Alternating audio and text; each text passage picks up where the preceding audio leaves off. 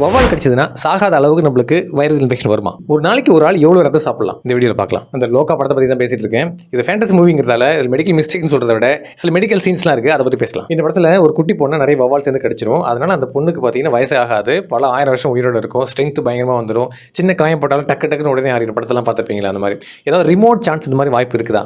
இன் ரியாலிட்டியில் பார்த்தீங்கன்னா இப்படி நடக்க வாய்ப்பு இல்லை, ஆனால் ஆப்போசிட்டாக நடக்க வாய்ப்பு இருக்குது. இந்த மனித குலம் பார்க்குற எக்கச்சக்கமான உயிர்கொல்லி வைரஸ் எல்லாமே பார்த்தீங்கன்னா வவ்வாலே தான் வந்திருக்கு. எடுத்துக்கிட்டால் பார்த்தீங்கன்னா rabies, hanta virus, Ebola virus, இப்போ ரீசெண்டாக கேரளாவை டார்ச்சர் பண்ணிட்டு இருக்கிற நிப்பா வைரஸ், நம்ம இப்போ ரீசெண்டாக ரொம்ப உலகத்தை புரட்டி போட்ட கொரோனா வைரஸ் எல்லாமே வவ்வாலே தான் வந்திருக்கு. அதனால வவ்வால் வந்து இந்த மாதிரி பல உயிர்கொல்லி வைரஸ்க்கு ரிசர்வாயர் மாதிரி. ரிசர்வாயர் என்னன்னா அது உடம்புல இருந்த வைரஸ் நிறைய இருக்கும், வாயிலையோ எங்கேயாவது இருக்கும், உடம்புல இருக்கும், ஆனால் அதனால அதுக்கு எந்த பாதிப்பும் ஏற்படாது. அந்த மாதிரி எக்கச்சக்கமான உயிர்கொல்லி வைரஸோட டேங்க், அது ரிசர்வாயர் அப்படின்னு சொல்லலாம் வவ்வால். ஆனால் ஒரு முக்கியமான ஃபைண்டிங் ஒன்று சொல்கிறேன். அது என்னன்னா, ஒரு சில வைரஸ் வந்து சில செல்களில் இன்ஃபெக்ட் பண்ணுறப்ப அந்த செல்லோட ஆயுட்காலம் அதிகரிக்குது அப்படின்னு கண்டுபிடிச்சிருக்காங்க. உடனே எக்ஸைட் ஆகாதீங்க.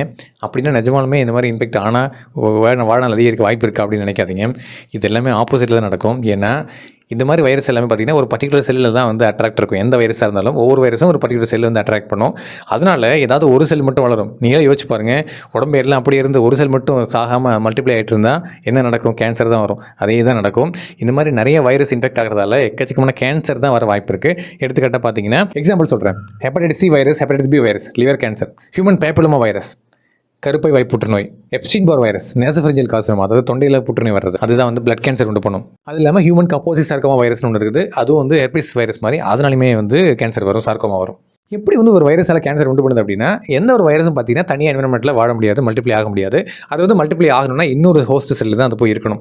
அதனால் அந்த ஹோஸ்ட் செல்லை சர்வேவில் வச்சுக்கிட்டு, அதாவது அதை உயிரோட வச்சுக்கிட்டா தான் அதனால் அது அதிகமாக மல்டிப்ளை ஆக முடியும். அதனால் நம்ம உடம்புல போயிட்டு ஏதோ ஒரு செல்லில் தன்னோட டிஎன்ஏ வந்து மெர்ஜ் பண்ணிடும். அதுக்கப்புறம் அந்த செல்லை மல்டிப்ளை பண்ண வைக்கும். அதனால் அந்த வைரஸ் வந்து மல்டிப்ளை ஆகிட்டே இருக்கும். கேன்சரும் வரும், அதே சமயத்தில் அந்த வைரஸும் மல்டிப்ளை ஆகும். நம்ம தான் ரொம்ப ஸ்மார்ட் நினச்சிட்டு இருக்கோம். பட் ஆனால் ஒரு சின்ன வைரஸ் வந்து எப்படி நம்ம சிஸ்டத்தை ஹைஜாக் பண்ணி அத்தனை பெருக்கிது பார்த்தீங்களா? சரி, அதெல்லாம் இருக்கட்டும். இந்த படத்தில் அந்த பொண்ணுக்கு வந்து வைரஸ் இன்ஃபெக்ட் ஆகிறப்ப அந்த பொண்ணு குட்டி பொண்ணாக இருக்கும். உடனே அது வந்து வேம்பயராக மாறிடும். படத்தை பொறுத்த வரைக்கும் வேம்பயராக மாறினா வயசாகாது.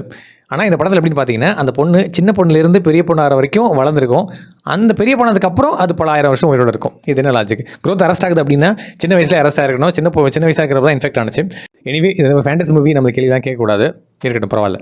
அப்புறம் இந்த படத்தில் வேம்பயர் மூவிங்கிறதால ரத்தம் குடிப்பாங்க. அதை பற்றி ஒரு முக்கியமான இன்ஃபர்மேஷன் சொல்கிறேன். நம்ம மக்கள் யாரும் ரியாலிட்டியில் ரத்தம் குடிக்க போகிறதில்ல. பட் இருந்தாலும் நம்ம ஆட்டு ரத்தம்லாம் சாப்பிட்றது ரொம்ப பழக்கமாக இருக்கிறதால அதை பற்றி ஒரு முக்கியமான இன்ஃபர்மேஷன் எல்லாரும் தெரிஞ்சுக்கணும். ரத்தத்தை பொறுத்த வரைக்கும் அயன் ரொம்ப அதிகமாக இருக்கும். இரும்பு சத்து ரொம்ப அதிகமாக இருக்கும். எவ்வளோ அதிகமாக இருக்கும் பார்த்தீங்கன்னா, 100 ml ரத்தத்தில் கிட்டத்தட்ட 50 milligram of அயன் இருக்கும். அதாவது ஒரு நாளைக்கு தேவையான அயன் இரும்பு சத்தை விட கிட்டத்தட்ட 4-5 மடங்கு அதிகமாக இருக்கும். ஸோ அதனால ரத்தம் அதிகமாக சாப்பிட்டா ஹீமோசிடரோசிஸ் ஒரு கண்டிஷன் வரும். ரத்தம் அதிகமாக சாப்பிட்றப்ப இரும்பு சத்து அதிகமாக போய் டெபாசிட் ஆகிட்டு இதயம், கணையம் இந்த மாதிரி நிறைய டெபாசிட் ஆகிட்டு இதே செயலிழப்பு வர வாய்ப்பு இருக்குது. அதனால கணையம் செயலிழப்பு வர வாய்ப்பு இருக்குது. இது ஏன் நடக்குது அப்படின்னா, நம்ம உடம்பை பொறுத்த வரைக்கும் இரும்பு சத்துக்கு ஒரு ப்ராப்பர் எஃபிஷியன்சி கண்ட்ரோல் மெக்கானிசம் கிடையாது. எஃபிஷியன்ட் கண்ட்ரோல் மெக்கானிசம் கிடையாது. அதாவது கால்சியம் இருக்குன்னு வச்சுக்கோங்களேன். கால்சியம் உடம்புல போதுமான அளவு இருந்துச்சு அப்படின்னா நீங்கள் அதிகமாக சாப்பிட்டீங்கன்னா அப்சார்ப்ஷன் நடக்காது.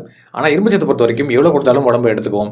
அதனால என்ன நடக்கும்னா, எக்ஸஸ் அயன் வந்து உடம்புல சேர்ந்துக்கிட்டே இருக்க வாய்ப்பு இருக்குது. ஸோ இந்த படத்துலேருந்து 2 மெடிக்கல் இன்ஃபர்மேஷன் தெரிஞ்சுப்பீங்க. ஒன்று, வைரஸ் இன்ஃபெக்ட் ஆகிறதால ஒருத்தர் ஆயுள் அதிகரிக்குமா? 2வது, ரத்தம் குடிக்கிறதால என்ன ஆகும்? ஓகே, அடுத்த படத்தில் பார்க்கலாம். பாய்.